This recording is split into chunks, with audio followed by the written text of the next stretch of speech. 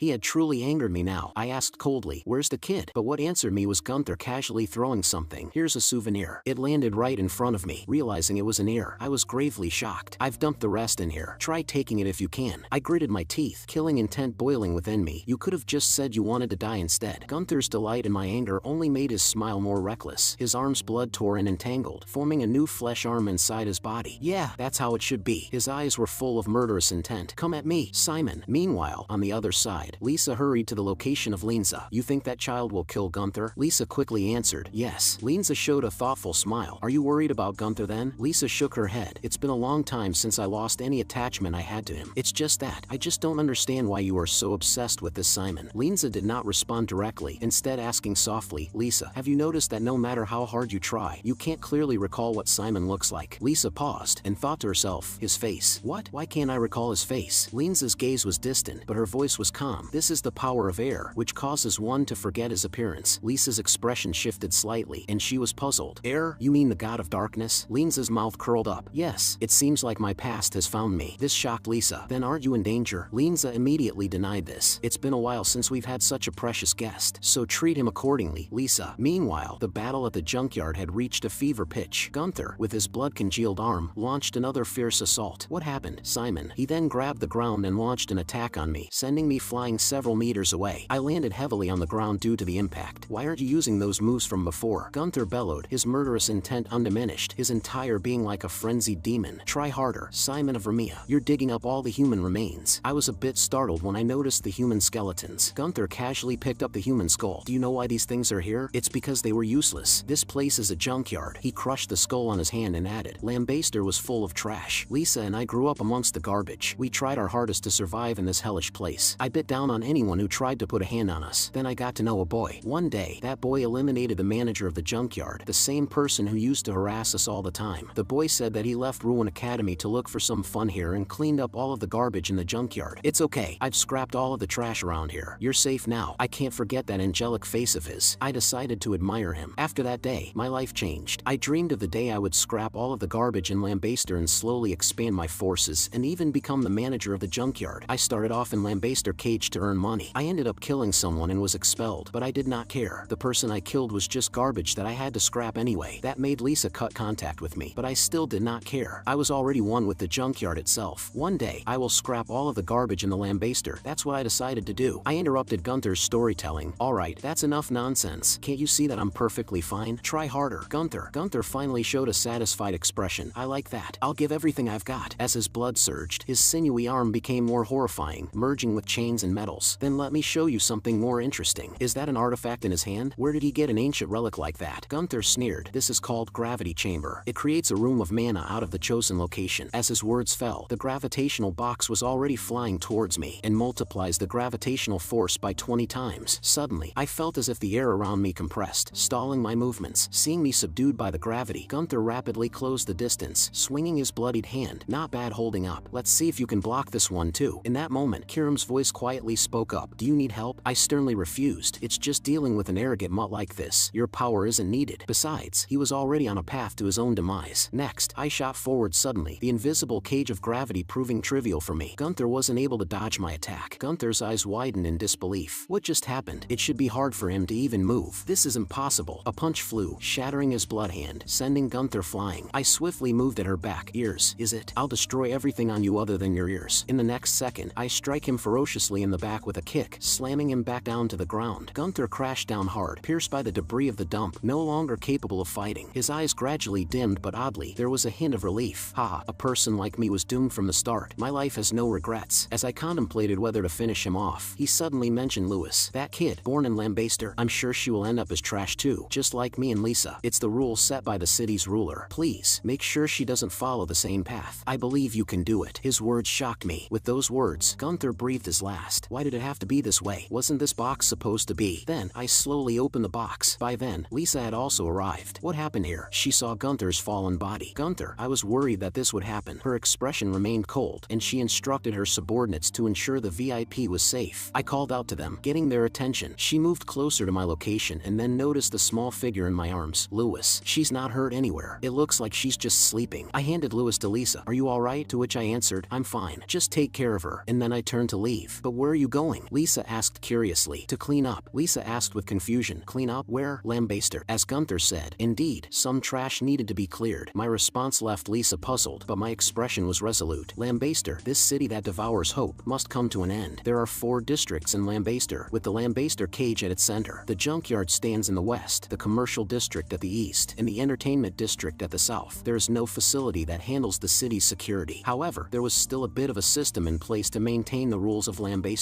Besides the fallen junkyard boss Gunther, the other 3 controllers of the entertainment, commercial, and cage areas are still active. In my past life, I struggled to justify launching a major war against the city. It had no standing army, yet every resident was fiercely combative. Back then, Yahello told me not to rush and asserted that the city would destroy itself. All we need to do is be there to take it over when the time comes. When I questioned him with doubt, how can you be so certain? He simply stated coldly, that city is already rotten. I have seen it myself. It still bothers me how certain he looked back then, but Yahello is right. This city is rotten to the core. I can no longer bear to wait for its self-destruction. Today, I'm going to dig up its roots. When I arrived at the entertainment zone controller Delkia's residence, she offered me tea with a familiar minty sweet aroma. Even though this is supposed to be a cup of black tea, it's like she wasn't even trying to hide that this tea is drugged. It's the scent of a very popular paralysis medicine in Garum. Thank you for responding to my invitation, Mr. Simon. I'm sure you'll enjoy tonight. Her voice was as cloyingly sweet and softly tender as the scent of the tea, deliberately gentle. I just smiled lightly in response. Yes, like this specially scented tea. Delkia's eyes suddenly flashed with suspicion, evidently wondering if I had noticed that she spiked the drink. But then I drank the tea in one gulp, which surprised her, my body involuntarily dropping the teacup on the ground and slumping to Delkia's shoulder. She was stunned at first, then couldn't help but reveal a triumphant grin. It worked. Now he's mine. Meanwhile, in the commercial district, the news of my capture by Delkia had already reached Morris. Fantastic. It seems God is indeed on my side. He laughed jubilantly, then his tone shifted. It's a shame I wasted that gravity chamber on Gunther. I worked so hard to get that from the Garum Association too. He bite onto the big piece of meat. Well, it's alright. The investment in Delkia has finally paid off. The demonic sword will soon be mine. Suddenly, a shadow slowly emerged from the wall. But sir, it's a bit suspicious how things are going smoothly. Morris, displeased, snapped. Don't jinx it. After a moment of silence, the shadow said, just to be safe, I'll scout ahead. Morris waved indifferently. Alright, don't do anything unnecessary. And once the shadow had completely disappeared, he let out a disdainful sneer, muttering, these foolish mercenaries, always blabbering. They should just do the job they're paid for. Could they be eyeing my demon blade too? Thinking this, he could no longer restrain himself and quickly boarded his carriage to rush toward the red light district. He pushed the door open, announcing his arrival. I am here, Delkia. How annoying. You're here early. You could have been slower. I was just beginning to have some fun. She drew out her words, her demeanor seductive yet playful. Morris, sweating profusely with urgency, exclaimed, no one's competing with you. I just need the item he had. I already took that off of him. Morris couldn't contain his excitement. That's all I wanted. Give it to me. Hurry. Delkia's movements remained graceful, her tone full of mockery. You really are in a rush, aren't you? I promise you're in for a big surprise. As the curtain rose, another Delkia, bound alongside her harem of male pets, appeared on the stage. Morris's face drained of color. This is what you've been hiding behind the curtains. You have stuffed humans. Although he had heard of Delkia's macabre tastes, he hadn't expected the reality to be quite so literal. Yet, he didn't really care about that, but then he noticed another person in the middle. That's Delkia, and retorted, then you. Who exactly are you? The Delkia before him smiled. Don't be so rude. Then she slowly swept her hands, and in the next moment, Kiram's figure appeared. Who could I be? Of course, I'm the very demon blade you've been obsessing over. Morris was taken aback. The legendary artifact turned out to be a woman. At that moment, I also stood up solemnly, my voice cold. You know too much. Morris bellowed, Shadow Assassin Squad. Save me. You're so damn loud. I acted swiftly to silence him. Since you're so keen to see those guys that badly, I'll send you to meet them. Creation, space, fog swamp. Morris slowly notices his shadow is turning into fog. This made him gravely shocked and exclaimed, his lungs out. The fog sank like a marsh. It was you who gave Gunther the gravity chamber and Delkia the paralyzing potion, wasn't it? Faced with my accusation, Morris no longer had the courage to deny. I'm sorry. I will never do something like that again. You're right, and I'll make sure you won't be able to do anything like that ever again. Goodbye. Domain collapse. Morris's figure slowly sank into the swamp, the suffocating sensation dragging him deeper. And in the depths of the swamp, he notices something. The shadow assassins he had heavily hired were completely annihilated. After the matter was concluded, only Delkia remained. Kiram, however, was quite enthusiastic. Don't worry, I'll take good care of her. You can leave. Alright, just don't go too overboard. Kiram's face was full of smiles. No, I will. How dare you to put your hands on my owner? Hearing this, Delkia flinched. I know you're feigning unconsciousness, but it won't affect what I'm about to do next. I'll divide you up into exactly 1,000 pieces. Delkia, terrified out of her wits, pleaded continuously. Please, spare me. I'm sorry. I'm so sorry for everything everything I've tried to do. Her pleas gradually weakened as K-Ram began her hospitality. I slowly closed the door, thinking K-Ram is gonna beat her to pulp probably. The next second, I felt a familiar mana. I was taken aback when I saw it. It was the familiar dark mist energy fluctuating behind me. Fog domain. And a strange voice suddenly spoke up. Your face looks really funny right now. I am Linza Nyloff. I am one of the managers of Lambaster. She slowly appeared in front of me, who is currently stunned and can't help but think the veiled Linza Nyloff was a part of Mist. It seems like Sirika hasn't told you about me, has she? Well, that explains why you went around killing the other managers. Thanks for your consideration. Now I don't have to go looking for you. My expression grew solemn. So, you're a senior of mine, but I guess you're more of a traitor, right? As I began to gather energy, Linza quickly interjected. Don't misunderstand. Your opponent isn't me. Several sneak attack throwing knives shot towards me, which I deflected one by one. There's a third? Linza's mouth curled up. Say hello. What is happening right now? A familiar figure leapt into view, and she said, you already know each other, right? Lisa also responded immediately. Yes, Master. Simon of Vermia. I will eliminate you now. Before her words finished, Lisa attacked instantly, not giving me any chance to explain. Get away, Lisa. Hey, this has nothing to do with you. But she ignored me and continued attacking. Then this leaves me no choice but to knock her out. Secret technique. Wave of murderous intent. Lisa's figure shot out rapidly, landing with undiminished combat spirit. Damn, I didn't expect her to be so thoroughly trained that my move was ineffective against her. To think that she withstood the wave of murderous intent. At this moment, Linza, hidden within the dark mist, couldn't help but taunt. If you want, you can kill her. Why'd you hesitate? How long do you plan to hide in the mist? Linza playfully said, I just want to see whether the disciple trained by Sirika is stronger or the one trained by me has the upper hand. Hearing this, I was momentarily distracted again. What exactly is the relationship between her and Sirika? Do you really think you should be paying attention to me right now? Meanwhile, Lisa's attack came again. Needle shower. I dodged hastily to her attacks, but Lisa precisely captured my landing point and dived down from above. Fortunately, I was able to block her attack. I may have broken ties with Gunther, but you still have to pay the price for taking away my only family, Sir Simon. Only then did I realize that her relationship with Gunther was not as distant as it appeared on the surface, but the change in her eyes, clearly due to the activation of a shadow personality, occupied her mind with memories of resentment, hence her relentless attacks. However, her rash decision to close the distance between us in combat was undoubtedly her biggest mistake. I countered instantly, stepping close and knocking her out with a single palm strike. For now, I succeeded in silencing her. With this, the barrier between Linza and me was finally cleared. Just the two of us left. Still not willing to come out? Linza's expression was calm as she slowly said, can't you see? This dark mist domain is my very being. I chuckled coldly, exposing her directly. Although I'm surprised you can use the dark mist power, I think you're more of a traitor, or should I say, a thief. Linza's expression changed slightly, and my next words shocked her even more. Did I hit the mark? That ring on your hand, the Andabari's ring, can store and use any magic and power, right? You've been using it to pretend you were a mist. I don't know how you get your hands on that, but aren't you a fake yourself? Nothing but a shameless fraud. Linza could no longer maintain her composure and retorted angrily, how dare you? Then let me show you the power of the dark god. I looked at her, thinking she had taken the bait. Authority of the god of black fog. She finally revealed her true form from within the dark mist, but just as she appeared, the burst of energy had already frozen everything around. My body was rigid, unable to move an inch. Linza's voice regained its composure. This is my domain. Only I can move freely here. This is true power. How do you like feeling powerless? This is real power. Time to say goodbye, poor little one. However, in what should have been a completely silent domain, suddenly a human voice sounded. I've finally found this place. Linza looked back, sweating profusely. Spatial tear. Kiram's figure gradually appeared. What's this? Are you after my master too? Linza was instantly dumbfounded. An invincible domain breached. Could she possess powers akin to the dark god? As she rifled through her mind, suddenly a name sprang up. Apart from air, there is only one person who could do this. However, Kiram did not wait for her to call out the name. Why is everyone constantly eyeing what's mine? How many pieces do you want to be? Amid Linza's horrified gaze, she lightly snapped her fingers. First, I'll shatter this insignificant dimension. The domain shattered like glass. Linza was not expecting this to happen. It can't be. It broke this easily, and I was freed once again. I couldn't help but complain. What took you so long? Your master was in danger. You know, Kiram responded disdainfully. You've been saved, so stop complaining endlessly. Seeing herself ignored, Linza could no longer contain her anger and shouted, shut up. You cannot possibly be the successor. It's been 300 years. A full 300 years. Even if a successor were to appear, it couldn't possibly be a child like you. Kiram looked puzzled. Why is she reacting so strongly? I added helplessly, probably because I've already annoyed her before. Linza, feeling overlooked again, was furious. You lousy brat. Don't you dare underestimate me, you fake heir. Linza yelled furiously, full of resentment, and charged with her blade. Kiram moved instantly, transforming into a weapon. Linza's attack was too predictable. She's a failure as an assassin. Fog blade, ranging storm. The same technique, but the weapons in our hands were drastically different. In a moment of crossing, Linza's short blade was knocked away, and she fell to the ground. I sneered. Still don't believe it? Then I'll show you the true power of the dark mist. Linza gathered herself from the fall, but looking up, she saw a scene that shocked her. Authority of the god of mist, adamant. Try blocking this with that superb ring of yours. Linza's pupils dilated, memories flooding back. When she grew tired of the endless wait and chose to leave the altar, Sirika did not stop her, merely expressing a hint of regret. Linza then looked back. Are you going to come to kill me? Sirika calmly responded. No, why would I when there are many worse people in this world who deserve to die more than you do? Don't worry about that. Sirika then turned serious. However, Linza, if one day you corrupt the faith, I will intervene to purify it as well. Remember that well, and by then, what you've stolen will be reclaimed too. No one else knows about that right now, so don't fret. Don't get corrupted, Linza. Linza's lips curled up. That was her last meeting with Sirika. Linza pledged to leave the mist, where those with power stayed hidden despite their strength, and create a new one where those with power would be acknowledged because she didn't want to stay hidden any longer waiting for the heir. Lambaster's prominence was built on her efforts, but how did it come to this? Dark elements ravage, obliterating powers sweep through everything. By the time Linza regained her senses, half of her body was shattered, beyond any hope of recovery. Any last words? Send my regards to Sirika. Hearing the emotionless query from the young man before her, Linza couldn't restrain herself any longer, and tears streamed down her face. Please, tell Sirika I was wrong. It's been a long and painful journey. End me now. Seeing Linza's regretful demeanor, a sense of melancholy arose within me. She had turned Lambaster into a playground that nobles couldn't stay away from, but in the chase for power, she lost herself, stripping the weak of their hopes for life, ultimately perishing in her own destruction. But no one can foresee their own downfall, not even me. After the battle in Lambaster, the domain slowly dissipates. Was the domain connected to the front of the hotel? Looks like I don't have to go through the hassle of going back. Lisa finally regained her senses. She whispered, why didn't you kill me? I struck first and even knew the secrets of the mist. There's no reason for you to let me live, is there? I responded indifferently. Would you go and report it? Lisa immediately answered no, so I added, then it's fine. Realizing I indeed had no intention of killing her, Lisa felt bewildered. She no longer needed to obey anyone, yet her path forward was more unclear than ever. Then what should I do now? Just then, the inn's door swung open, and a little girl, Lewis, crying, ran out. Manager, are you okay? You look hurt. I was so worried. I was scared that when I opened my eyes, I wouldn't see you again. Seeing the concern on Lewis's face, Lisa couldn't help but smile slightly. I'm more relieved that you seem entirely fine. Are you hurting anywhere? But the next moment, Lewis threw herself into her arms. Who cares? I'm never leaving you ever again. Tears streaming down Lewis's face, saying, you're the nicest person I've ever met. Don't you ever go somewhere else ever again. Lisa gently patted her back, softly comforting her. At that moment, however, I had already decided to leave. It seems you've already found the path ahead. Since this city no longer has a ruler, where it will go from here is for you all to decide. Just don't let Lewis follow the same path you and Gunther once took. Yes, will do. Lisa nodded. After saying that, I turned to Lewis and reminded her, you need to listen to her, understand? Lewis nodded earnestly, her voice full of reluctance. Are you leaving? Yes, I'll be checking out now. Stay safe. Lisa couldn't help but ask, are you going to come back? Maybe once in a while? Maybe? No, you must come back. Take care on your journey. Hearing Lisa's call, a smile unconsciously appeared on my lips. The next time we meet, I hope I won't see the scene of this city falling apart. Returning alone to the mist's altar, Sirika generously praised my performance on this mission, but what I was more concerned about was her relationship with Linza. Was that woman a part of the mist as well? Sirika put away her smile and slowly began to talk about their shared training past. Yes, she was once a part of the mist. She was a colleague whom I trained alongside. Linza had a different view on the direction of the organization and left. She even stole the ring that was meant only for the leader. I took out the Andabari's ring. Is this the one? Yes, it was originally an accessory that should have gone in my hands. Sirika leapt down from the altar, but her attention was not on the ring. However, I want to give it to you. This puzzled me. Didn't you say that it was passed down to the leader? I'm fine without something like that. I'm now strong enough that I no longer need it. How strange. I thought the main objective of this mission was this ring. Kairam suddenly appeared, teasing. Maybe it's because this ring is tainted with the blood of her friend. Her relationship with Lisa must be quite deep. Sirika waved her hand indifferently. Think what you will. This ring was made a long time ago, and back then, the teachings were quite radical. It has brought pain to many people. I suddenly interrupted her. So, this is a test, right? You want to see if I'll be tainted by the power of this ring. Is this your way of warning me through this incident? That you're a purification target if you get corrupted. Do you really dislike me as the heir so much? It seemed that my insight had exposed her intentions, and Sirika spoke frankly. Isn't that only natural? I'm just curious to see whether you'll become a hero for humanity or a disaster in the end. Maybe Lady Kairam chose the wrong person. What did you just say? Kairam taunted. Well, I'll take that positively then. I simply answered. In the headmaster's office at the Royal Academy, Chancellor met with Boris, who had come for his reporting duties. Since the disappearance of Instructor Nella, the anxiety of the students has reached its peak. Chancellor first gave Boris the usual reassurance and encouragement. It may be overwhelming since you're just newly appointed, but please take good care of it. Don't worry, Chancellor Kundal. I'll do do my best to empathize with the students. I may be lacking, but I should strive to give my all. Boris's performance was polite and graceful. Thank you for your words. Boris then bowed. Then I'll be taking a look around the campus. As Boris turned his back, Chancellor thought to himself, Boris Ruhelm, what a bizarre mana he possesses. At that moment, Sirika suddenly barged in. I'm sorry for being late. Did you call for me, Chancellor? Boris remained calm and composed, his manners impeccable. Nice to meet you. I'm Boris Ruhelm. I'm the newly appointed instructor. I hope to be in your care going forward. But as they brushed past each other, Sirika's gaze suddenly jolted. This calm, smiling man made her feel as if she had emerged from a sea of corpses and blood. She can sense a thick stench of blood. She then concluded, that man, he's dangerous. After Boris left, the headmaster's expression was unusually serious. He says he came from the capital. His tone was urgent as he reminded, keep watch over him, Sirika. Though his skills seem excellent and his demeanor well-mannered, he gives off a strange mana. Yes, I'll keep that in mind, Chancellor. Then Sirika remained silent, her thoughts growing heavier. No matter how much Boris tried to conceal it, the strong smell of blood still lingered. If she had to describe it, it felt like as if death itself is walking around. Meanwhile, at the academy, Aaron and Rezimus couldn't help but feel a sense of unease as they noticed the increasing number of guards. After the bloody banquet, the Empire had become extremely paranoid. Suddenly, a clear voice called out, and the two turned to see Lunav, whom they hadn't seen in a long time. It's been a while, Princess Aaron. The three of them walked slowly through the academy, but the conversation never strayed far from the events of the bloody banquet. Lunav constantly expressed her gratitude to Aaron for her generosity at that time, while Aaron's expression seemed somewhat downcast. Don't say that. You were caught up because of me. She then turned to introduce the person beside her. By the way, this is my friend Rezimus. Say hello. Rezimus awkwardly greeted her, but she couldn't resist the charm of the cute yet mysterious girl in front of her. Nice to meet you. You're so pretty. As the three chatted and laughed, suddenly a figure blocked their way. Pleasure to meet you. I am the newly appointed instructor, Boris. If you may excuse me, are you Princess Aaron? Yes. I've heard the news. Instructor Boris, you're teaching mana application studies, right? It's an honor to hear that you know of it already. By the way, could you spare a moment? Lunav is just listening on the side. A moment? Yes, it's nothing much. I've been going around assessing the magic levels of the talented students. Could I possibly see your mana orb, Your Highness? This sounded like a reasonable request, and Aaron began to slowly gather a magic orb in her hand. Will this do? Boris's lips curl up. Yes, that should be enough. However, Lunav felt a sudden unease in her heart and quickly spoke up. Aaron, confused, turned around and said, but what's the harm in just assessing the magic level? Boris slowly reached toward the magic ball, his tone calm. Don't worry, it won't take long. At that moment, things took an unexpected turn. A figure suddenly leapt into the scene, forcefully interrupting Aaron's spellcasting. What are you doing? Boris was utterly stunned, his gaze fixed on the young man in front of him, his heart shaking. This young man, why is there such strong hostility in his eyes? Seeing Boris in front of me, I can't help but think to myself, why the hell are you here in Ruin of all places, Boris Ruhelm? And deep in my memory, a year after the surprise attack by the Demon King army, here it comes. Prepare yourselves. Protection spell. The beast immediately launched an attack but was blocked by the protection barrier. However, the next second, the barrier wasn't able to withstand the attack and was shattered, sending the knights flying. The knights don't have time to mourn for their comrade. Get into formation again. If we fall, they'll push and invade more. Someone's approaching from there, the other knight pointed. I immediately focused on annihilating the beast. Several slashes of my sword flashed through as I landed. Seeing me, the knights felt relief, exclaiming, he's finally here. He went to the western front, if I recall, but he really is as elusive as the rumors say. We won this battle, since young Master Cyan has arrived. All wounded retreat. I'll take care of things here. In the next second, I cast a spell, and in my hands, a black void sphere was forming. Deploy secret arts, void sphere. And just like that, the beast is annihilated. Wow, you really are amazing, Sir Cyan. No wonder Lord Ashel treasures you so much, Boris said while applauding. Seeing Boris, I immediately asked, weren't you at the Backlands with my brother? I've come here since the northern front needed support, but you've already handled it all, Sir Cyan. Perhaps it was the exhaustion of the long war, or perhaps it was because I was so lonely at the time, with no one to confide in. In the glow of the campfire, I had once spoken the truth to Boris. Soldiers live on the edge of life and death every day, yet the war seems endless. We, the House of Vert, led the elite knights on the front lines to place the Empire's power firmly into Emperor Luenel's hands a year ago, but the front lines have grown weaker since, and the monsters have begun their assault. The war simply will not end. This is all because of Emperor Luenel's greed. To sacrifice for such a battle is meaningless. If it weren't for my brother Ashel's orders, I wouldn't have stayed here. Boris kindly reminded me to watch my words, but he was in the same situation, so he didn't need to say much to empathize. When I asked him why he was on the front lines, Boris simply said that Luenel had recognized his talents, but in terms of personality, he felt he was more like Ashel. In the course of our conversation, faint elemental energy continued to gather in his hand. A delicate magic ball slowly began to take shape. As you can see, I can collect energy left on the battlefield like this, form them into mana spheres, then transform them into orbs, which can be stored. He bluntly said, "Forgive me for speaking plainly, but your magic is quite unique." This puzzled me. "Is there something wrong with that?" He then sneered. "You possess quite the splendid potential. Perhaps you are the one I've been looking for." Looking back now, perhaps it was then that the conspiracy against me began to brew, and his ability to store magic power was certainly not as simple as he claimed. Therefore, in this lifetime, I would never make the same mistake again. I cannot let this bastard get a hold of any mana under no circumstances. Seeing my current reaction, Boris seemed very shocked. "So this is Cyan Vert," but he quickly adjusted his emotions. "This is just a simple test. There's no need to react so strongly." I stood my ground. "I've never heard of such a procedure being allowed, instructor." Boris immediately softened his tone. "Don't worry. If you feel pressured, we can skip this part. If I made you uncomfortable, I apologize." Without hesitation, I said, "Yes, apology accepted. Please leave quickly before it gets any more uncomfortable." At this moment, Aaron blushed for my protection and shyly said, "I accept your apology." Boris felt very awkward but couldn't say anything further. After hastily bowing, "Yes, will do. Then I will take my leave." Boris turned and left. He had no idea why I harbored such intense hostility toward him. Lunov was also thinking about Boris. Was there a mage with that name? Once he left, Rezimus bluntly said, "Your behavior just now was too rude. Why don't you let go of the princess's hand?" I immediately let go. "My apologies, Your Highness." Aaron hurriedly said, "It's fine, Cyan. I believe you're only trying to help me. After all, you're mine." The moment the words left her mouth, she realized something was wrong. Those words sounded too intimate. In the blink of an eye, Aaron's face turned red again, and she quickly grabbed Rezimus and hurried off. Lunov slowly asked at this point, "That instructor called Boris. Do you know him?" "A little." "Why do you ask?" As soon as I said it, I realized that my hostility toward Boris had indeed been a bit excessive. No wonder Lunov was suspicious. "You're amazing, senior. It's my first time hearing about him. Don't try to understand anything about him. Getting close to him will bring you no good. I'm leaving as well." Seeing my back as I turned to leave, Lunov's curiosity only deepened. He's been agitated since earlier. Is he hiding something? After returning to the dormitory, countless candies poured out from the Andabari's ring. Nana's little head was completely overtaken by food, shouting incoherently. It seemed that during my absence, they had taken good care of themselves. "Don't mention it. Good work to you as well." But Emily looked a bit downcast. "Brian won't even let me touch the food in the kitchen. Isn't that a good thing? I thought you liked it when others cook for you." Emily complained, "But it feels like my job is being taken away." I chuckled and said with a playful tone, "Is that so? Brian, it's time for training." Hearing this, Brian felt his energy was already drained. "Now, sir, this late?" "Yes, now, take off your apron." I didn't explain further and directly brought him to the training ground. We suddenly stopped as we noticed the training ground. There, someone was already moving. It was Rezimus. "Wow, she's easily swinging around a claymore as big as her," Brian complimented. "You're right, that's pretty amazing." Then my lips curled up. She was just as diligent and hardworking as in my past life. No wonder she later rose to the title of the strongest sword saint in the future. Seeing this scene, I felt a surge of battle intent. "How about I take a look at your skills since it's been a while?" Rezimus then noticed my presence. "Young Master Cyan?" Then she was puzzled. "What do you mean by a while? Forget it and come at me." It was time to test her training results. Rezimus stopped her movements. "But I'm holding a real sword, while you're using a wooden one. Shouldn't I switch to a wooden sword too?" Before she could finish, I launched my attack. Her reaction speed was quite impressive, and she quickly blocked my weapon. "You have good reflexes as I thought." The sensation and weight from the sword made her immediately abandon her initial underestimation. "Is that really a wooden sword? Why is it so heavy?" She swept her long blade and pushed me back, her eyes also burning with battle intent. "In that case, I won't go easy on you." It had already put immense pressure on her, but I could clearly feel her reaction speed increasing. I teased, "Try a bit harder. Is this all you've got? If you want to beat me, you need to be prepared to kill me." However, after the provocation, I immediately shifted from offense to defense. My continuous evasions only made her more frustrated. Although she was the one on the offensive, her sword couldn't even touch the edge of my clothes. Thinking this, Rezimus decided to take a gamble. However, just as she abandoned her stance, I quickly closed the distance and used the hilt of my sword to interrupt her movement. "Okay, that's enough. The outcome is already decided. Losing control of your emotions in battle will only expose your weaknesses. You should be careful about that in the future." Rezimus's expression was somber. "I'm no match for you. It must be nice to be so strong." Although crushing this former rival from my past life gave me a strange sense of amusement, I didn't want to leave a shadow of defeat in her heart. "Don't be so discouraged. Physical fitness is the foundation of combat. You need to have more confidence in your swordsmanship. Many adults can't even wield a longsword as freely as you do. I believe that if you keep improving, you will eventually become the strongest." My encouragement made Rezimus somewhat doubtful of the sincerity of my words. "What the heck? Don't mess with me." I knew that she had an unusually strong intuition for swordsmanship, but she probably didn't know it yet. In fact, there was nothing more I could teach her. "Brian, from now on, you'll train with her." Brian, hearing this, pointed to himself. "What? Me?" I confirm. "Yes, you. I'll leave it to you, Rezimus." "Okay, then I'll change to a training sword." Brian eagerly took the longsword. "Where are you headed to, young master?" "I have some place to be." Brian then greeted Rezimus. "I'm looking forward to training with you. But Rezimus was filled with an inexplicable battle spirit. I hope we get along, Sir Brian. What an intimidating aura. Brian felt that life ahead seemed a little darker. At this moment, another familiar presence caught my attention, Luna of Rain River. What was she doing here so late? Following the direction of her gaze, I saw it was Boris's research laboratory. Are you planning to go in? Lunav only then noticed my approach. You're asking me if I want to go in there? How did you know? I was only looking. You're really thinking about it. Why? Lunav continued. I'm just very curious. No one has ever heard of Boris. Not even the association has any information on him. It's strange that he has no records. Despite being an 8-star grade mage, she did indeed have that plan. Really asking for trouble. How about it? Are you going to help me as well, senior? I asked in return. Why do you think I would do such a thing? Well, it's because during the day, your eyes were filled with hatred toward him. I thought you knew him already. I sighed, feeling like trouble had found me. Under the cover of night, Boris finally left the laboratory. Lunav and I arrived at the research room's porch. It seemed that Boris was indeed not there, and I couldn't sense any of his presence nearby. After undoing the magical seal on the door, a room filled with piles of books appeared before us. So many books. This was Lunav's strong suit, so she looked especially excited, and many of them are ancient documents. I'd say he's definitely a bookworm. I replied with little enthusiasm. Maybe he just has a collecting obsession. Who knows? Lunav skimmed through some of the books. Most of them are about ancient magic. At that moment, Karam suddenly slipped out of my body. Where are you going, Karam? She just left behind a sentence. To the roof for a bit. Don't worry and focus on what you're doing. Then, she disappeared. How strange. It's rare to see Karam leave voluntarily. However, Lunav's exclamation interrupted my thoughts. I immediately looked back at her. In front of her was an unassuming ancient book, but I was extremely familiar with it. It was Boris's weapon, Hiskria. Meanwhile, on the roof, Karam's expression was grim as she coldly said, "This smell. It's enough to make anyone sick no matter how long it lingers. Enough wasting time and come out already, Hiskria." A faint glow of wings fluttered in the air, and a graceful yet refined voice followed. "Long time no see, Karam. How is it? The feeling of waking up after 300 years? Karam's veins were bulging. Yeah, such a wonderful 300 years, until your appearance just ruined everything. With that, Karam was already preparing to strike. Hiskria, however, said calmly, "Your personality really hasn't changed. I guess that's why you chose this person as your master. But calm down." Hiskria slowly landed. "I didn't come here to fight you. So, what do you want? Are you saying we should talk instead?" Hiskria's response was leisurely. "That's correct." Karam snorted, non-committal. "What the hell are you plotting this time?" Meanwhile, in the research room, Lunav had already started to carefully flip through Hiskria. It's my first time seeing a magic tome of this kind. It's as if it's narrating history. Decoding it feels more like studying history, but these ancient characters seem to be encrypted, so it will take a long time to decipher them. The only thing I can make sense of is this picture. It looks like it was just starting to get drawn. What could it mean? The sun in a black cloud? Or is it a black fog? But in the next moment, I shut the book with a snap. This book must be destroyed immediately. Lunav was full of suspicion. What? Why would you? My eyes sharpened. Everything happened because of this. The bloody banquet and all the other horrible events. Just then, a voice suddenly rang out. "I'm sorry, but I can't just watch it get destroyed." It was Boris. Damn it. I had been so focused earlier that I didn't even notice his presence. A beam of light shot out from the book, and in the next moment, Hiskria was in Boris's hands. He smiled. "Just when I was thinking of requesting a private meeting with you. It's an honor to greet you like this, Sir Cyan, but it feels quite unpleasant to be spied on." I frowned, but Boris's gaze became even more piercing. "Now, could you please give us some private space, Miss Lunav?" As he spoke, a spatial fluctuation instantly enveloped Lunav. In the blink of an eye, Lunav disappeared. That may have seemed a bit violent, but don't worry, I safely sent her back to the dorms. Boris's expression remained calm. "Now then, how about we have a quiet conversation? I happen to be very interested in you, Sir Cyan. Not only formally, but personally as well." Everything happened so quickly, and I was momentarily stunned, but deep down I wanted to kill him immediately to prevent any future trouble. But the existence of Hiskria bothers me. To think this would happen while Karam is gone. Meanwhile, Karam and Hiskria are talking. "What the hell are you even saying? Explain better so I can understand." "The person I serve as my master is someone chosen by God. So, you have no choice but to lose." Hiskria explained with enthusiasm. "So what? Are you telling a demon blade to side with Lumandal and betray my master or something?" The conversation immediately fell into a deadlock, but Hiskria threw out another option. "Is there a need for you to do that? You have plenty of other options. For example," Hiskria paused for a moment, then continues, "if you take over your master's body, won't it be hard for us to defeat you?" Karam sneered. "What the hell are you thinking this time? Good and evil, light and darkness, creation and destruction. Two concepts that cannot coexist have been endlessly clashing in this world. But like most stories, the final outcome is always light prevailing. For the past 3 centuries after the end of the war between gods and demons, the land has been more prosperous than ever. However, the world has been slowly forgetting us. Gone are the awe and reverence on the past. After a long consideration, we came to a conclusion. We need darkness, for darkness will make us shine even more." Karam found this reasoning utterly ridiculous. Such a foolish reason. "If I take over my master's body and then lose control and go insane, You'll show up to defeat me and perform your savior act, right? Hiskria openly responded, yes, that's correct. As I thought, you are someone reasonable to talk to. However, before Hiskria could even finish speaking, Kiram suddenly launched an attack without warning. Cut the bullshit. Hiskria didn't dodge the attack and quickly recovered, but his tone was filled with regret. My, what a shame. Weren't the demon blades fated to take control of their owners originally? What caused this change of heart? You're the one that deemed us evil. You solve your own problems. Don't think about relying on others. It's unfortunate that you think of us like that. I thought you would be reasonable as heir. Anyway, it was nice meeting you, Lady Kiram. Then, farewell. With a flash of light, Hiskria's figure disappeared. Kiram's expression, however, grew even darker. What the hell did you do, heir, you dumb god? Meanwhile, I was sitting face to face with Boris. This is some high-grade tea I acquired from Spania. I hope this suits your palate, Boris said politely. I wasn't in the mood for small talk, so I went straight to the point. You said you're interested in me? Boris laughed heartily. Isn't it natural for an instructor to have an interest in a talented student? But I barely attend lectures. Though, Boris countered. Why do you not attend lectures? Because I don't particularly have anything to learn there. Does the Chancellor or the Duke know about this? I found these questions too tedious, so I coldly replied. Just get to the point. Boris stopped smiling, and his expression became serious. Alright then, I'll be direct. Have we met before? This took me by surprise. Why do you think so? Boris continued. Although it may be impolite, I feel like you've hated me from the very beginning, especially from the way you look at me. It was enough to feel murderous intent. It's my first time seeing you, but I'm rather curious if you happen to know me. I replied calmly, as you said. In fact, it's even more suspicious that I've never even heard of you. A mage with an 8-star grade mana should have been famous long since. Boris smiled faintly. I prefer quiet places, you see. Where are you from? I questioned him seriously. It's quite a rural area, so you wouldn't know even if I told you. He's lying. In my past life, Boris always concealed his identity and origins, and until the very last moment, I couldn't find the answer. He's probably worried about letting anybody know about that part of him. Is there anything else you're curious to know about me? I asked, but Boris just smiled. It's quite late now, so let's get to know each other more later. After Boris saw me off, his expression suddenly turned cold, and he muttered to himself. His vigilance is too strong. I can't get any clues from him, but I finally understand why even Lord Ashel considers him a threat. The mysterious person who helped Princess Erin. It must be him. He spoke slowly, his tone mixed with complex emotions. Truly, what a tragedy. To think that the sibling of the savior who received the blessing of the god of light would be a master of the demon blade. At this moment, Hiskria's figure quietly appeared. I think this is what they call fate. Boris gently stroked the pages of the book, feeling its texture, and whispered with a laugh. Fate, you say? It's certainly an interesting expression, Lord Hiskria, and it's the demon blade Kiram of all things. Perhaps he might be the darkness that we've been searching for. But if your predictions are right, that boy will certainly make Lord Ashel's light shine even brighter, just like this black fog that covered the sun as it was prophesied. The second coming of the savior will be bound to happen soon. At this moment, Kiram arrived alone at the Shadow Mist altar. Air sat coldly on his throne and said, how strange, the rebellious little daughter actually came to visit. What brings you here, Kiram? Are you asking because you don't know? I just met Hiskria on my way here. He's close enough for me to knock his ass off. You know? Air didn't respond directly, instead asking, has that child troubled you in some way? I knew you'd know. Aren't you going to do something about it? Did you forget that they were the ones that banished you from the divine realm? Air's tone turned heavy. I've already hit the lowest point in any case, so there's nothing more to fear. You sure talk big. Those bastards are trying to use me in Cyan. Is that your wish? Air questioned, which made Kiram puzzled. What do you mean by wish? To protect Cyan, Air added. I shall grant your wish. He handed over a decree. Take this order. All of the mist will help the two of you. Kiram took it, sneering as she asked, so you're not going to do anything yourself? What exactly happened with you and Lomondal? Air's expression became complicated. Let's just say that everything was done for the sake of you all. However, these words did not move Kiram. She coldly responded, enough with the far-fetched excuses. Just continue deflating here. You coward. Air was left speechless, inwardly sighing. So mean. Meanwhile, inside the Temple of Light, Ellis's night coronation ceremony was taking place. The priest was offering blessings with a pious expression. Do you wish to become the sword of the god of light, to save this world from the cruel darkness? Do you wish to stand on the front lines, unafraid of bloodshed and sacrifice? Ellis answered seriously. I, Ellis Verd, swear to accept the will of the god of light, Lomondal. However, during the recitation of the oath, Ellis Rare felt a moment of self-doubt. Is the path I'm on truly the right one? Recently, the Empire has been recruiting talented people to the Knights of Light and sending them to the front lines. Because of that, the Imperial Army was completely helpless in dealing with the incidents like the Bloody Banquet. Joining the Knights of Light had always been Ellis's long-held desire, yet her heart was unsettled. If I can only fight on the front lines, powerless to protect my home from invasion, is this what I swore to protect? As her thoughts swirled, congratulatory voices rang out from behind her. Congratulations, Ellis. She immediately turned around in surprise. Cecilia, you've finally achieved your dream, milady, Cecilia added. Ellis then paused and said, come to think of it, I should start calling you Dame Cecilia. After all, I'm just a novice knight now. Ellis's awkwardness made Cecilia feel embarrassed embarrassed as well. She quickly said, "Don't be like that, Ellis. It's just the two of us here. Let's keep things normal, like usual." However, these words made Ellis even more flustered. But how could I ever show that kind of disrespect towards my senior? The two talked for a while, then Cecilia sighed in relief and said, "So, you were concerned about that. There's nothing wrong in the path that you took to come here. Lady Elise, I know since I've been watching you for a very long time." Ellis sighed, "But I still feel a bit lost. Those screams for help during the battles, they still echo in my ears." Cecilia said seriously, "There's only one way to know whether you're suited for the front lines or not." "A way?" Ellis asked, puzzled. "Let's go to the front lines together. If that's where you truly belong, you'll find your purpose there. Duke Wyliers, the Supreme Commander of the Knights of Light, has given a task to me and you, Lady Elise. I hereby officially deliver to you your first task. Heed the call. Elise Vert, a mission personally issued by my father to prepare for this day. I have made ample preparations. Brian has long been ordered and is ready to move." Emily asked, "So where's he going all of a sudden?" Emily and Nana have never seen me so serious, and they couldn't help but worry. "Will we not see each other for a long time?" Nana asked softly. Brian looked at her and could only answer helplessly, "I'm just following orders. I actually know nothing about the upcoming actions." Fully armed, I walked out of the room. "No, it won't take long this time. Don't worry." "Nana, are you done preparing?" Brian, "Yes, young master, but where exactly are we going?" The Andabari's ring in my hand began to glow. "Limia Valley," I answered. Upon hearing the name, Emily immediately frowned. She was reminded of the night of the monster raid. "The place you went before? Isn't that really far away?" I interrupted her. "This little item will save us a lot of time. Hurry up and follow me." "Brian, time is still tight because today is the day Ellis was attacked and died in my past life, and it marked the beginning of my emotional closure. But this time, I will not allow this to happen again." Meanwhile, in Limia Valley, Ellis was welcomed into the military camp by her father's personal guard, Jerkin. "We've arrived. I'm sure it must have been quite bothersome coming here. We are graced by your presence." "Milady." "What do you mean by milady, Sir Jerkin? The journey must have been tough. I am so proud to see you finally join the Order of the Light Knights." Ellis paused for a moment, a little flustered, and said, "Please don't flatter me too much, Sir Jerkin. Compared to you, a veteran warrior, I still have much to learn." Jerkin's voice was full of affirmation. "If it's you, milady, you'll do just fine. My lord would certainly be proud of you as well." Ellis insisted, "I told you to stop calling me that." Seeing Ellis's firm attitude, Jerkin couldn't help but laugh heartily. "Ha ha ha, the Duke is waiting for you." Ellis finally saw the figure she had always admired. She stood up straight and said solemnly, "The eldest daughter of the House of Vert, Ellis Vert, reporting for duty." Father immediately brushed past the greeting, coldly saying, "The third and fourth princes and the second princess are arriving at the camp today. Prepare to greet them." Ellis could only hurriedly comply. She had many things she wanted to say to her father, but all she received was his usual cold demeanor, as if they were not family. Soon, the royal carriage arrived. "They've arrived," Father informed Ellis. "His Highnesses and Her Highness have arrived," the knight announces. As the third and fourth princes got out, they immediately covered their noses, their faces full of disgust. "Damn, this place smells awful. How can they live in such a disgusting place?" Meanwhile, the second princess appeared polite and graceful. "Violet Sevelis, also known as Princess Violet, on behalf of the royal family, I thank you for your hard work in defending the front lines." Although the princess's tone was warm and kind, Duke Wylier still diligently observed the formalities of a subordinate. However, the responses of the two princes sounded harsh. "Let's hurry up and finish this. It's just a formality anyway. By the way, monsters won't attack us, right?" The Duke respectfully replied, "This is the rear of the military camp. There will only be a few stray weak monsters. Moreover, the strongest knight of our house will be joining you, so there will be no need to worry." During the conversation, a familiar voice suddenly interrupted. "It's been a while, Father." With those words, Ishel's figure stepped out from the royal carriage. Ellis wasn't expecting Ishel to be there. A satisfied expression finally appeared on Duke Wylier's face. "Very well. I believe that with this task entrusted to you, there's no problem at all." "Yes, I won't disappoint you, Father," Ishel respectfully replied, but this warmth was quickly interrupted by the third prince. "All right, then just focus on carrying out your duties as a guard. But remember, our lives are far more important than your nobility." Ishel still respectfully agreed, without offering any rebuttal. Only Princess Violet maintained her politeness and thanked Ishel. "I hope to be in your care, Sir Ishel Vert. It's my honor to serve you." Just then, Princess Violet couldn't help but ask the question in her mind. "Why isn't Big Brother Luenel here with you? Despite following you everywhere, he doesn't seem like the type to miss such a formal occasion." Ishel calmly answered, "Prince Luenel had some urgent matters to attend to, so he entrusted me to carry out his duties." Princess Violet felt a slight unease rise in her heart, but still politely offered a few words of praise. "Is that so? It truly does feel reliable to be escorted by you, Sir Ishel." As the carriage moved on, Ellis couldn't help but stare at Ishel's tall figure, lost in thought. My brother has always been inseparable from Prince Luenel, but now he suddenly comes to protect the twin princes and princess. Is this just a coincidence? Ishel seemed to sense her gaze and spoke up. "I heard you received the highest reward for your promotion tonight. Congratulations, Ellis." However, his tone, devoid of any emotion, and the compliment somehow made Ellis feel a chill. In that instant, instant, Echelle's familiar yet fleeting gaze pulled her back to memories from her childhood. On one afternoon of her 9th birthday, Echelle came to greet her a happy birthday and had gifted her a magical scroll and told her to open it only when her magic level reached 4 stars, as it contained a carefully prepared surprise. Ellis almost forgot about the gift until one day when she finally reached 4 stars. Is it a summoning scroll? She was about to open the scroll when someone grabbed her hand. Cecilia, passing by, hurriedly stopped her. This is an intermediate demonic beast summoning scroll. It could have turned out really dangerous, Lady Ellis. At that moment, Ellis realized that death had just brushed past her. But was it a coincidence, or had someone planned it? In order to maintain harmony among her family, Ellis never spoke of the incident, but the suspicion lingered in her mind. Did he give it to me knowing all that? Why did you do something like that? Big brother Echelle. The carriage continues to move. Inside the carriage, the 4th prince openly expressed his displeasure. I can't believe Big Brother Lionel actually sent Echelle to us. The 3rd prince pondered for a long while and said, this is indeed suspicious. Is he secretly plotting something? It's always wise to keep our distance from him. Princess Violette suddenly interrupted the two. As Lionel's full-blooded sister, she was unusually cautious towards her own brother at this moment. Assigning a skilled person like Echelle to us, isn't that a reasonable suspicion? You all know what kind of person Big Brother Lionel is. If you don't want to die, stay alert. Suddenly, the carriage shook violently, and Ellis's anxious voice came from behind. We're under ambush. You must evacuate immediately. And ahead of the convoy, a giant earth dragon was rampaging, roaring to the sky. The twin panic. What? We're being attacked by the elite demonic beast. Anterac, an earth dragon? Damn, he said that there wouldn't be any elite demonic beasts. A strong sense of unease immediately rose in their hearts. The earth dragon was inherently violent, with tough skin and thick flesh. A single charge shattered the defensive line into pieces. Seeing this, everyone was immediately at a loss. Dragon tail sweep. The target was the carriage frame. Ellis gritted her teeth and raised her sword to block. The royal family members sitting behind her could not be harmed, but this was clearly the rear of the battlefield. Why would such a magical beast appear here? Before she could think further, the 4th prince, Nerobian, was already panicking and trying to flee. Idiot! Don't run around. Fabian's shout had no effect at this moment. Even Violet looked around in confusion, her heart filled with doubt. Here, who can I rely on? Has the Vert family completely sided with Lionel? At this moment, Echelle's swiftly approaching figure only made her more nervous. I will protect you. Please stand behind me, Echelle said calmly. Ellis noticed this. However, Violet only felt more uneasy. Is this their next plan? Does he want to kill me in the chaos? She was still hesitating when suddenly, a sharply shooting wind blade allowed Ellis to free up her hands. Wind Blossom. It was Cecilia. Seeing who it was, Ellis was overjoyed. Lady Elise, hurry and come this way. Without a word, Ellis grabbed the princess's hand. Pardon my insolence, Princess Violet. Sorry. Where are you taking me? Wherever it is. We need to leave here first. But Ellis's unease grew even stronger. Just now, in Echelle's eyes, she had clearly seen the desire to kill Princess Violet. At that moment, when Ellis looked back, she was shocked. Echelle's figure finally caught the Earth Dragon's attention. The Earth Dragon roared, shaking the valley. It swung its claws and struck down violently. However, a divine light suddenly radiated from Echelle's body. A magical circle effortlessly blocked the blow, and the Earth Dragon's massive form was even knocked into the air by the rebound. Lady Ellis, now's the time. Ellis snapped out of her shock and inwardly sighed. Just what was that? The 3 of them began to retreat again. At this moment, Echelle coldly watched their retreating figures, the cheers of the crowd and the Earth Dragon's angry roars feeling like annoying flies to him, making him feel disgusted. The Earth Dragon opened its massive mouth, gathering a searing breath of dragon fire. Echelle muttered under his breath, what a disgusting bastard. Just as the dragon fire was about to hit the knight's group, Echelle leapt high into the air, his sword glowing with a dazzling golden light as he charged to meet it. A deafening boom sounded, and Echelle landed firmly. The dragon fire that had seemed to change the very sky now gone without a trace. Lord Echelle actually took that blow head on. Assist Lord Echelle. The knights' morale instantly soared, their spirits lifted. However, as Violet watched this from the retreating path, her expression suddenly changed. She realized that she had greatly underestimated Echelle's strength. His actions just now clearly told her that Echelle was far more powerful than she had imagined. This made her even more worried about what would happen next. After Echelle deals with the Earth Dragon, will he move on to deal with me as well? At this thought, Violet suddenly lost the courage to escape and collapsed to the ground. Your Highness. Ellis hurried over to check, but saw Violet softly muttering, no, I won't fall so easily. Pardon? Are you hurt anywhere, Your Highness? When Violet raised her head again, Ellis was shocked to see that Violet's eyes were now filled with a mad, bloodthirsty gleam. I won't be killed so easily. In the next instant, a sharp blade pierced Ellis's abdomen. She turned around in disbelief, looking at Cecilia, her childhood companion, maid, and instructor. At this moment, Cecilia's gaze toward her was cold and indifferent. Ellis falls to the ground. Violet's voice then rang out, Ellis Vert, since I already know you are Echelle's sister, how could I die by your hand? I had my doubts when Big Brother Lionel, the ever-so-present meddler, was sneakily not present for this visit. He must have tried to eliminate us using this chaos by ordering someone else without dirtying his hands. So, this is just self-defense. Ellis Ellis struggled to explain. You must be mistaken. I just wanted to protect. Shut up. Violet's eyes were full of cold cruelty. Do you think I don't know about the ambitions of the Vert family and Lonel? Do you think I would be stupid enough to wait for you to kill me? With her rear threat now dealt with, Violet regained her calm demeanor. If you have any last words, you can speak to the magical beasts here. Who knows? Maybe your beloved Lumendal will come to save you. With her loud laugh, she tore the scroll in her hand, and a teleportation magic circle appeared beneath her and Cecilia. The next moment, the two vanished. Ellis painfully rose to her feet, the intense pain from her wound unable to suppress the scream in her heart. Cecilia would never betray me. She must have been cursed and controlled. But as she spoke, Ellis couldn't hold back her tears. There's no way she left and abandoned me like this. These sorrowful thoughts, like invisible threads, tightly wound around her, and the heavy emotions almost suffocated her. The pain in her chest made her sword feel unusually heavy, and the beasts surrounding her were already closing in, growling. Weak from blood loss and exhaustion, she struggled to stand, gritting her teeth and saying, I can't die here. I have to survive. I have to find Cecilia and ask her myself why she had to betray me. Complex incantations slowly left her lips, but the water elementals, usually obedient, now fidgeted like misbehaving children. Her call went unanswered, and instead, the blood from her wound kept flowing. Undine, spear. The blood arrows shot out, pushing back some of the beasts, but more and more seemed to pour in like an endless tide. Meanwhile, Violet and Cecilia, having teleported to safety, arrived at the safe house. Violet collapsed onto the bed, letting out a long sigh. Even the air was horrid in that place, wasn't it? Cecilia responded flatly, yes, that's right, Your Highness. But the images of her childhood with Ellis lingered in her mind. But why did you leave her alive? Violet's question pulled Cecilia's thoughts back to reality. You could have ended her life right then. Didn't I definitely order you to kill her? Cecilia lowered her head and turned away. She won't last much longer. The demonic beasts of that area will take care of the deed. At this moment, Ellis had finally managed to repel the first wave of beasts. She flopped to the ground. Finally, it's over. I have to return now. She forced a bitter smile and murmured to herself, but should I go back to the camp now? If I tell them the princess wanted to kill me, no one would believe me, right? Despite the confusion and pain in her heart, Ellis quickly regained her composure and, facing the situation before her, decided to focus on surviving first. Just then, a stronger presence came from behind her. High-level demonic beast, salamander. In panic, Ellis murmured to herself, think of a way to survive. This is a hybrid descendant of the earth dragon, but what's more terrifying than its individual strength is its swarm tactics. The hope that had just ignited in Ellis's heart was instantly drowned in despair again. Am I really going to die here? Do something, Ellis. However, although her will to survive still struggled, it could not make up for the gap in strength. The fire within the salamander open mouth rolled, and the scorching heat rushed toward her, the burning stench seeming to be right at her nose. Ellis's eyes filled with tears as she whispered softly, forget it, it's enough. Just as she was preparing to calmly face death, fog blade, raging fog storm. The flame in the salamander's mouth was suddenly shattered by a series of slashes. The magma exploded like fireworks, the sounds of explosions echoing one after another. Ellis stared in shock at the active figure in the sky, the person from the bloody banquet. Before she could react, another salamander molten attack erupted again, sending high-temperature magma flying in all directions. My apologies, milady. Before the words were finished, Ellis felt a pair of large hands lift her up, swiftly maneuvering between the gaps in the magma. Hot, hot, hot, Brian repeatedly exclaimed. Sir Brian, the Guardian Knight. Then that means, could the person who came with him be? Ellis's thoughts raced, but the salamander's attacks showed no signs of stopping. Feeling the brutal, scorching heat behind them, Brian pushed her toward a gap in the broken wall. The searing magma shot down from above, narrowly missing them. Please hang on a little longer, milady, Brian whispered comfortingly. It's going to overflow soon, Ellis shouted. Suddenly, a pitch-black blade stabbed in front of them, accompanied by an ominous presence. Whoa, Lady Kiram, Brian exclaimed. In the next moment, the magma attack came again, and Kiram's true form appeared. Bastard, throwing me around like this. Are these disgusting creatures get a bad case of acid reflux or something? Why the hell are you vomiting so much? How revolting, she cursed as she raised a protective shield. Seeing this, Brian finally felt a heavy weight lift off his chest. You're the best, Lady Kiram. Damn it, if this saliva touches me, you're dead. Hurry up and finish them, Cyan, Kiram complained. Hearing my name, Ellis was shocked, unable to utter a word. At this moment, I had already leaped above the salamander's swarm, with no need to hold back. Void Sphere. This is a full-powered strike infused with magical energy, causing even the scorching air to tremble slightly. Although the salamander has high physical defense, their massive size doesn't require aiming. With a light strike of both palms, the silent annihilation blasts flew wildly, exploding one after another. The bodies of these high-tier magical beasts instantly shattered, and the molten lava flowed like blood, rampaging everywhere. Moments later, the entire valley's terrain had been completely transformed. At this point, Ellis, supported by Brian, slowly walked out from the ruined battlefield. She had a question in her heart that urgently needed verification. With each step forward, she reached out and removed the mask of the person before her. That familiar face appeared before her eyes, and Ellis's tears instantly streamed came down. I'm so glad I wasn't too late, big sis. But I'm also sorry to meet you at such a terrible time. My dear older sister.